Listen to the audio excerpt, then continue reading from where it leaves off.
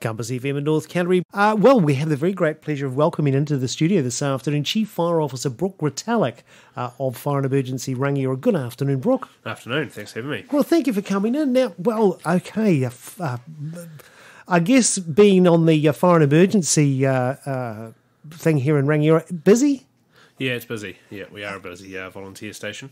How does the brigade function and what kind of emergencies do you generally respond to in the community?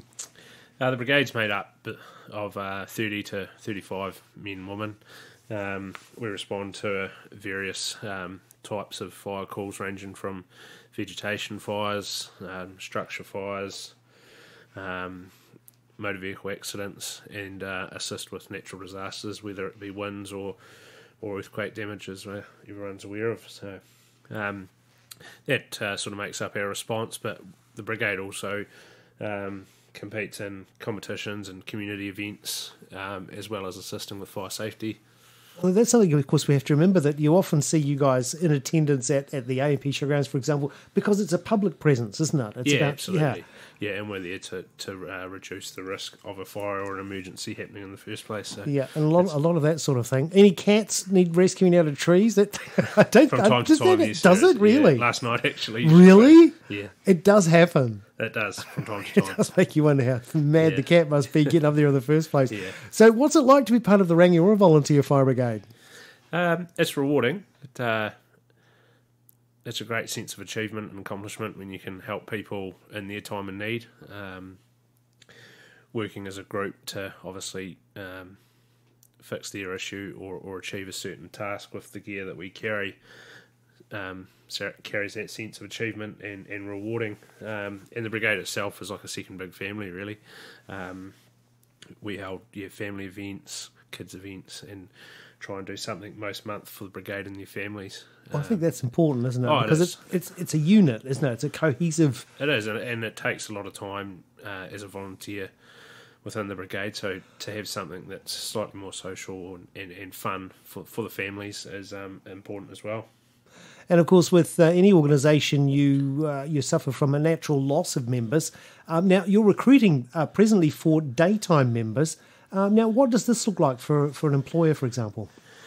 Yeah, so at the moment we're just about to kick off our recruitment drive where we're targeting people that can turn out for us during the working hours, sort of any time from that 6 a.m. to 6 p.m. ideally, as people head out of the town for their work.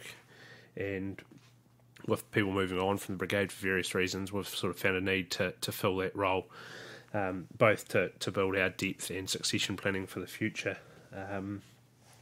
For an employer, it's a chance to give back for the community, see local people doing local things within their community, and there's also a lot of courses now within Fire and Emergency that develops the potential firefighter or their employee, whether it be leadership, with self-awareness, and working within a team that obviously comes within the group. I mean, do you generally find that employers are quite good with letting employees volunteer in the fire brigade? A small majority of them are. Yeah. It is getting harder and harder to find volunteers, but for first and foremost, we try and support that employee by getting the employee back to work as quick as possible. Of course. During those daytime calls, and if there is people that are on shift work or got days off, we try to get them to ride the truck to head out to that emergency so that the person can get back to work. So to give some idea of if there was someone maybe out there thinking, oh, yeah, I actually wouldn't mind getting involved with that. If you were to...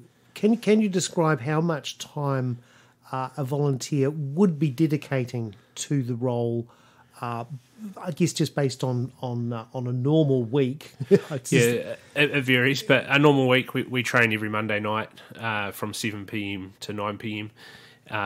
And we normally at the station from 6:30, cleaning our gear, etc. And then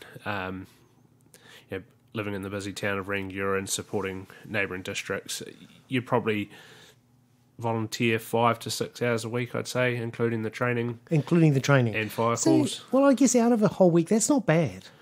It's not too bad, but as I say, at different times it can be less. Changes, yeah. And at times it can be more. Of course, it would vary from one week to another. Is there a particular time of the year that's busier for you guys?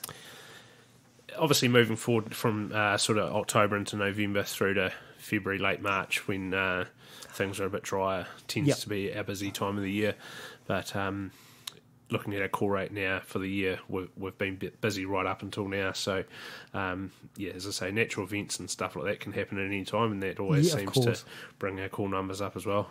Yeah, I can just imagine. So if someone's interested, how can they find out further information, or how can they find out how to join up? Yeah, the easiest way for people to join up or find out more information would be to follow our Rangiora Volunteer Fire Brigade Facebook page. There's going to be some posters and contact details getting shared on there, and the group of volunteers are going to be out in the streets poster dropping and some other forms of advertisement with contact details on there.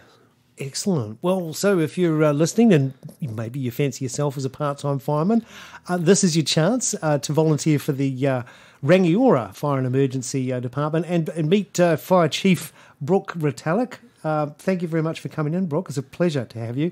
And, let's have an update. We'll find out how things are going halfway through the summer. Yeah, thanks for that. And, we'll be sure to update you and see how it's going. Thanks very much. Chief Fire Officer Brook Retallick from the Fire and Emergency Department in Rangiora. Compass FM.